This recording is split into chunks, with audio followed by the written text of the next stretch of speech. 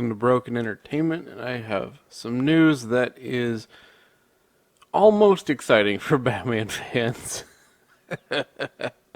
So, I've been a huge fan of Batman the Animated Series from back in the 90s. It's a great cartoon, and a lot of people are huge fans of that cartoon. So, if you haven't seen it, it is on HBO Max, and you can go watch it if you have it. And I do recommend watching it, whether you watch it on HBO Max or some other mysterious way. It is a very good show. The creator of that is coming back to make another one for HBO Max and Cartoon Network. Now, that's very exciting, but don't dance in the streets yet. So let's go ahead and get into this. This is on IGN. New Batman animated series from Bruce Timm, Matt Reeves, and J.J. Abrams. Yeah, coming to HBO Max. It's that last name that's a big problem. But let's go ahead. Let's get the facts in here first. Gotham is getting animated again. HBO Max and Cartoon Network have greenlit a straight-to-series order for Batman Cape Crusader, a new animated series based on the DC property.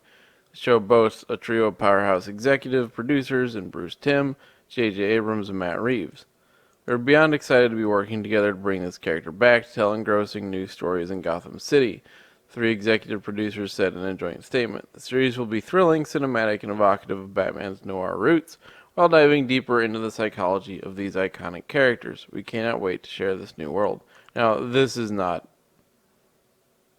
Oh, maybe that is the poster for the show. So this is the artwork, I guess, or kind of a look at a potential artwork. Now, this is a style more akin to his original appearances way back in the ye olden times. It's okay. I've never been as big of a fan of it as the more modern stuff, but that's alright. Timm is one of the primary minds behind DC's animated series, having co-created and produced the original Batman the Animated Series through its 3-year run beginning in 1992. Timm went on to co-create and produce Superman the Animated Series, The New Batman Adventures, and Batman Beyond, beginning of a decade-spanning career and various animated film and television shows based on DC properties. I mean, the man's basically responsible for the ridiculously popular DC animated universe. Without him, I don't know how much of the DC animated universe comes into being. And he had a big, huge role in shaping the perception of Batman for a lot of kids growing up. 30 years afterwards, Timm is returning to Gotham. Batman the Animated Series was a masterpiece, yes it was. It shaped the perspective of the character for an entire generation of fans, said Warner Brothers Animation and Cartoon Network Studios president Sam Register. It is in that spirit we are bringing together three master storytellers I would say one for sure. I don't know if Matt Reeves is, I don't know enough about Matt Reeves. J.J. Abrams is not a master storyteller. I'll be polite and kind and say that he's not a master storyteller instead of saying what I really feel about him. Each with their own intuitive understanding and affection for the character. I doubt J.J. Abrams understands Batman in the slightest. To create a new series that will continue in the same groundbreaking legacy. Reeves has his own major connections to Batman as he's directing Warner Brothers' upcoming reboot, The Batman. That's who I knew his name was familiar. We'll see. I don't know enough about that movie. Well, there's a lot of rumors about it. I don't think it sounds great, but we'll see when it comes out before we judge Mr. Matt Reeves here. It's set to release in March 2022. Reeves will executive produce under his 6th and Idaho banner, while Abrams will ruin everything with executive producing under his studio Bad Robot. The entirety of Batman the Animated Series and Batman Beyond came to HBO Max back in January. For more about the animated series legacy, read about how the Batman adopts the show's Batmobile design. Really? The Batmobile I saw looked nothing like the... Let's take a look at that.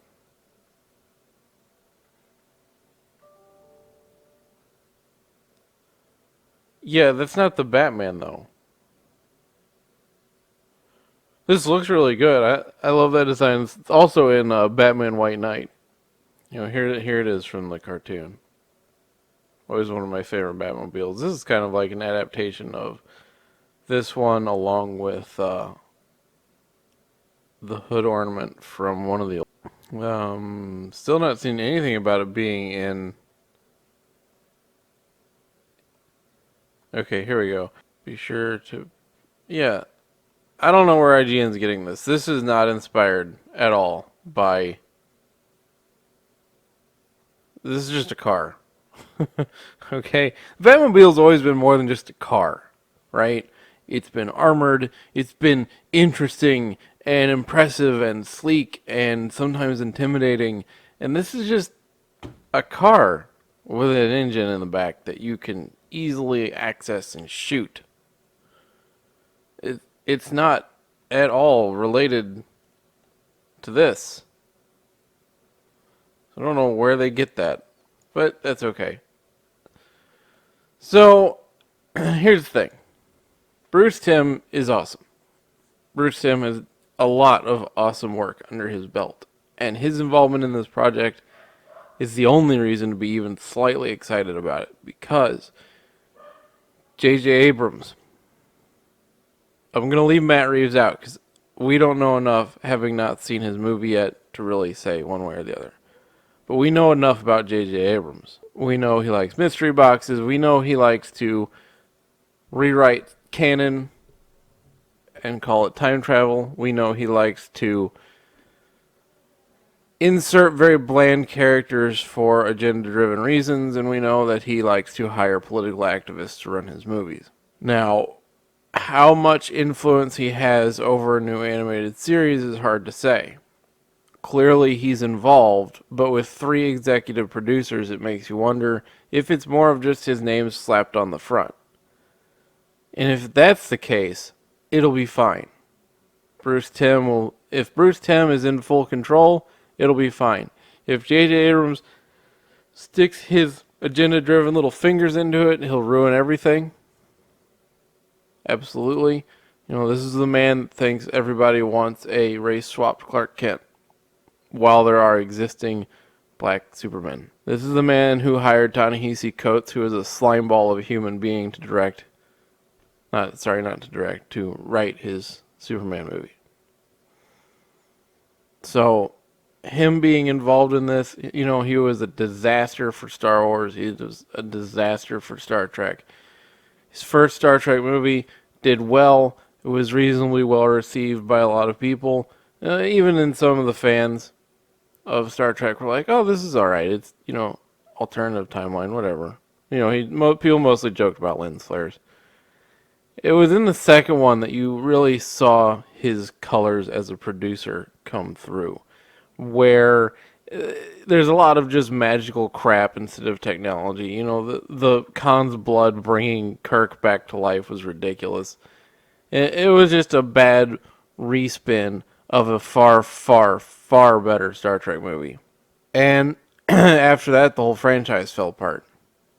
Then he comes along in Star Wars, and he just creates a bigger, shinier version of Star Wars A New Hope with duller, less interesting characters.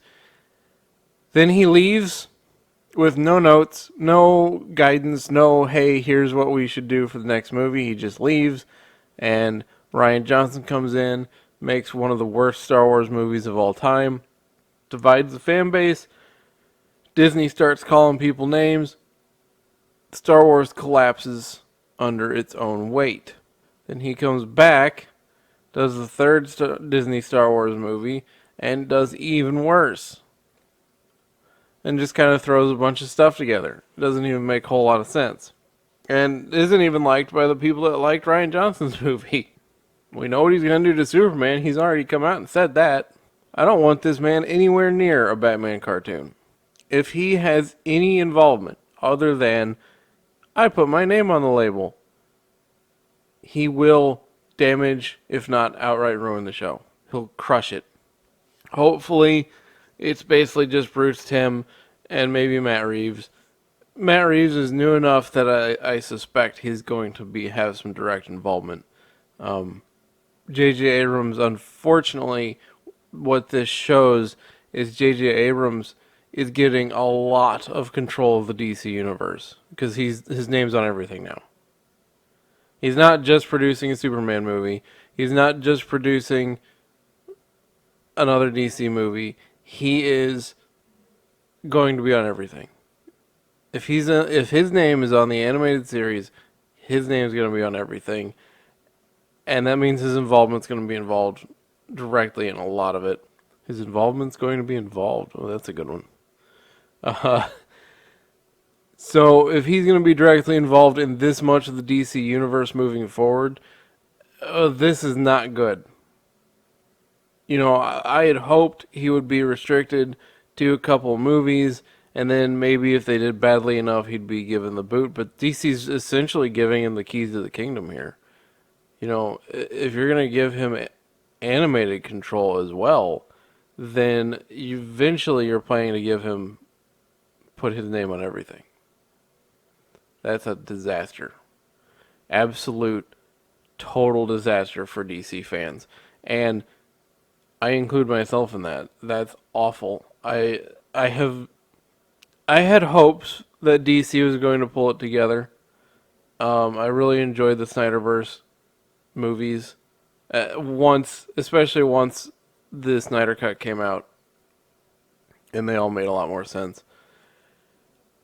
I loved the original Wonder Woman movie. I did not like Wonder Woman 84.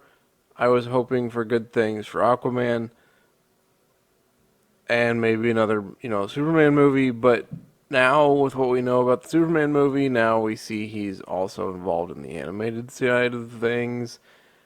For a long time, DC fans' one saving grace has been, well, you can always turn to the animated movies and the animated cartoons because those have always been very, very good. But if J.J. Abrams is going to be involved in that side now too, you might lose all of that. And what a disaster that would be. Now, there are two DC animated movies that have come out after they rebooted their animated universe. Do not have his name on it, but his deal wasn't fully in effect yet either. So we'll kind of see where that goes. I will say I have watched Superman Man of Tomorrow. I have not watched the Wonder Woman one yet. Man of Tomorrow was a good movie. I enjoyed it. And, maybe I'll do a review on it sometime. If he gets involved, it's all over. And I'll go out and say this. If J.J. Abrams is directly involved in everything DC moving forward, then DC movies are dead for 10 years. I'll go that far. What'll happen, he'll tank it all. Eventually he'll get fired, or he'll just do what he always does and move on before it all collapses. That's what he usually does, so that he's not there for the collapse. And then Warner Brothers will say, okay, DC's done nothing but produce flops. We're just going to stop making DC movies for a while. And it'll be like post-90s Batman all over again. Everything will dry up. The only thing we'll have probably still is animated series because they're easy to make. But Warner Brothers can't continue to absorb flop after flop from DC. So eventually they're just going to move on. And eventually the superhero craze is going to die down as well. And I think you'll see that soon with Marvel Phase 4. And we can go into that in another video, but him being involved in this, total disaster. I was excited when I saw the article until I got to that name, and I'm like, oh crap. So hopefully Bruce Timm can save it. Hopefully Bruce Timm can keep J.J. Abrams' little fingers out of everything, but I'm not looking forward to this at all now, and we'll definitely review it when it comes out to see what we're looking at. It might take a couple episodes or even half a season to see what we really have, too. So, let me know what you think in the comments down below, and I will see you next time. Hit the like button. If you're not subscribed, please consider subscribing. Hit the bell for notifications. And I will see you next time.